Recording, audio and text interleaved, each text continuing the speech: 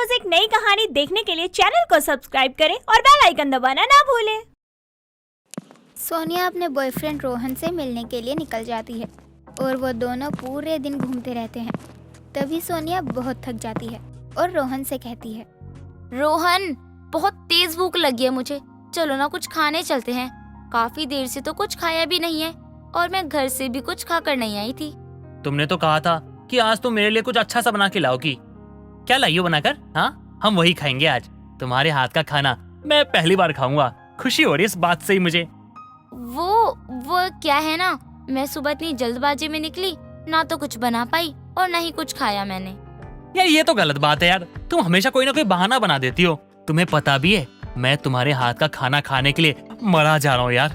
जब से तुमने बताया है कि तुम इतना अच्छा खाना बनाती हो, तड़कता भड़कता खाना बनाती हो, तब से तो मैं इंतजार ही नहीं कर पा रहा। यार बताओ ना, कब तुम अपने हाथ का खिलाओगी मुझे? बताओ ना, बताओ ना।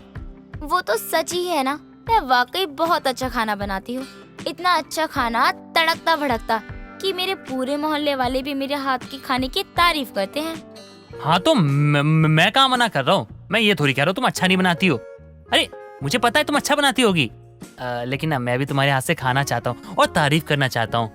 लेकिन 3 साल हो गए, तुमने अपने हाथ की मैगी तक नहीं खिलाई मुझे। प्लीज कुछ तो बना के खिला दो। अरे सोनिया, कभी तो खिलाओ प्लीज।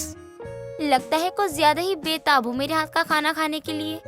और नहीं तो क्या यार, तुम इतनी तारीफ करती हो अपने खाने की तो मैं बेताब ही हूँगा ना। अच्छा जी, अब तो मैं अपने हाथ का खाना तभी खिलाऊंगी जब तुम मुझे अपनी गर्लफ्रेंड से वाइफ बनाओगे और हमारी शादी हो जाएगी। तभी मेरे हाथ का तड़कता भड़कता खाना खिलाऊंगी मैं आपको। तुम्हें पता है हम दोनों के घर में वैसे ही शादी की बात चली हमारी, और आज नहीं तो कल शादी हो ही जाएगी। लेकिन यार कभी तो कुछ खिला दो अपने हाथों से बना के। अभी नहीं, शादी के बाद। और शादी के बाद तुम्हें ही नहीं बल्कि पूरे परिवार को ऐसा तड़कता भड़कता खाना खिलाऊंगी कि सब बोलेंगे बहू के हाथों में तो बहुत स्वाद है। अच्छा बाबा ठीक है, जो हुक्म मेरे आका। शादी के बाद खिलाना चाहती हो तो कोई बात नहीं, शादी के बाद खा लेंगे। लेकिन अब तो मैं और ज्यादा इंतजार करूंगा तुम्हारे हाथ का खाना खाने के लिए।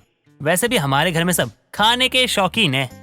रोहन और सोनिया दोनों ही एक दूसरे से काफी प्यार करते थे और उनके घर वालों को भी इस बारे में पता होता है।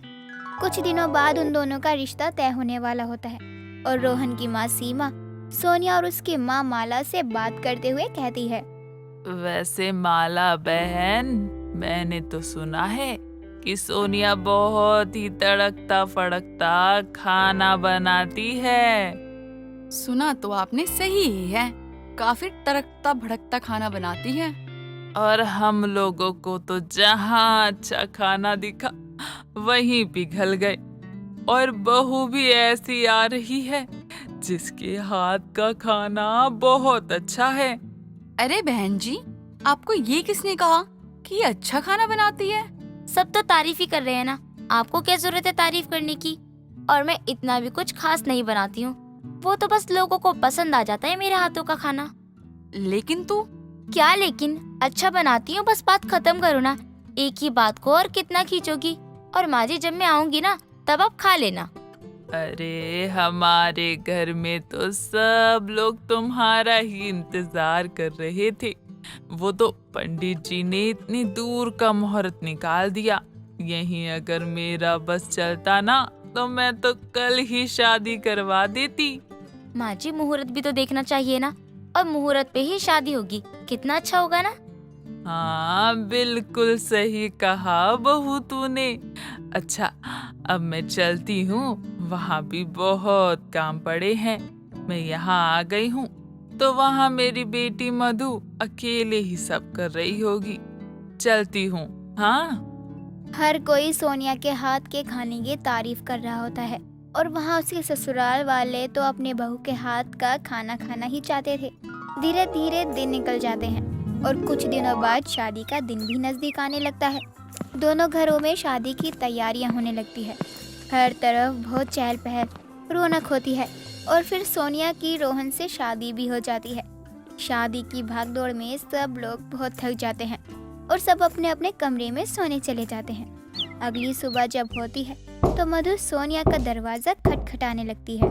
भाभी, भाभी उठ जाओ, आज आपकी पहली रसोई है। देखो देखो, मेहमान भी आने लगे हैं।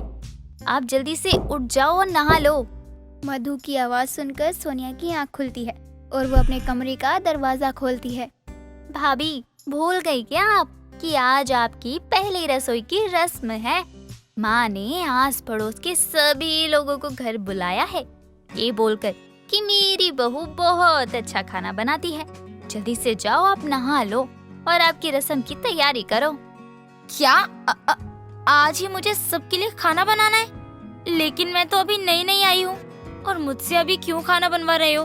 और तुम कह रही हो कि आज घर पर मेहमान भी आने वाले हैं। इसका मतलब मुझे इतने सारे लोगों के लिए खाना बनाना पड़ेगा। भाभी, रस्म होती है और रस्म तो करनी ही पड़ेगी ना।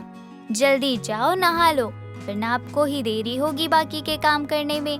अच्छा, माँ ने मुझे बुलाया था, मैं जा रही हूँ। मधु इतना बोलकर वहाँ से चली जाती है। मधु के जाने के बाद सोनिया काफी परेशान हो जाती है और नहाने चली जाती है।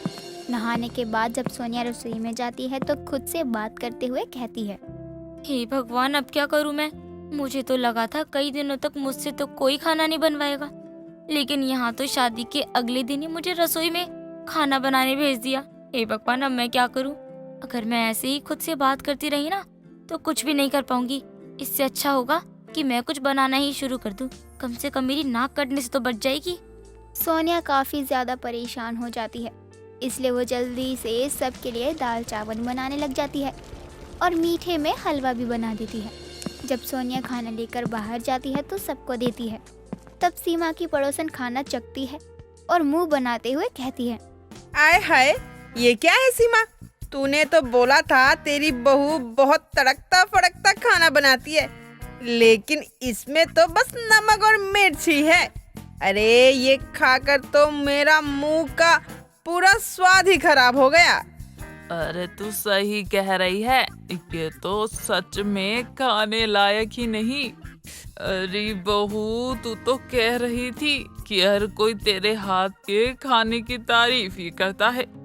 हाय हाय, लेकिन ये खाना तो खाकर दस्त ही लग जाए लोगों को। हाँ भाभी, मुझे तो लगता था कि दुनिया में सबसे ज्यादा खराब खाना बस मैं ही बनाती हूँ, लेकिन आपने तो मुझे भी पीछे छोड़ दिया। आप तो मुझसे भी कहीं ज्यादा बकवास खाना बनाती हो। थैंक यू भाभी। अब माँ मुझे कभी नहीं कहेंगी कि मुझे कुछ नहीं आता। मुझे यही आता है, और रोहन ने कहा था कि आप लोगों को खाने का शौक है, तो मैंने बस ऐसे ही हाँ कर दिया। मुझे क्या पता था वो यहाँ आप सबके आगे मेरे हाथ के खाने की तारीफ इतनी ज्यादा कर देंगे। मैं तो बस ऐसे ही खाना बनाना जानती हूँ। तो बहू, इसमें रोने वाली क्या बात है? तू इतना परेशान क्यों हो रही है? माँ जी, मैंने तो सुना है कि लड़कियों को खाना बनाना आना चाहिए, लेकिन मुझे तो आता ही नहीं है, और आप लोगों को तो खाना भी अच्छा चाहिए होता है। मुझे माफ कर दो माँ जी। अरे बहू, तू मुझसे माफी क्यों मांग रही है? इसमें तेरी गलती थोड़ी है, और वैसे भी हम लोगों को कौन सा आता है अच्छा खाना बनाना? और पसंद होने का मतलब ये तो नहीं ना कि वो आपको आना ही चाहिए। इसका मतलब आप लोग मुझसे गुस्सा नहीं हो? बिल्कुल भी नहीं, लेकिन ये तो मानना पड़ेगा कि बहुत तड़कता फड़कता खाना तो था ही, जिसने सबको हंसाया। बाद में लेकिन खाना खाकर रुला पहले दिया। सोनिया की पहली रसोई काफी अतरंगी होती है, लेकिन धीरे धीरे सोनिया सब सीख जाती है। दोस्तों, अगर आपको ये कहानी पसंद आई तो इसे लाइक करें, शेयर करें और कमेंट करके बताएं कि कहानी में आपको सबसे अच्छा क्या लगा।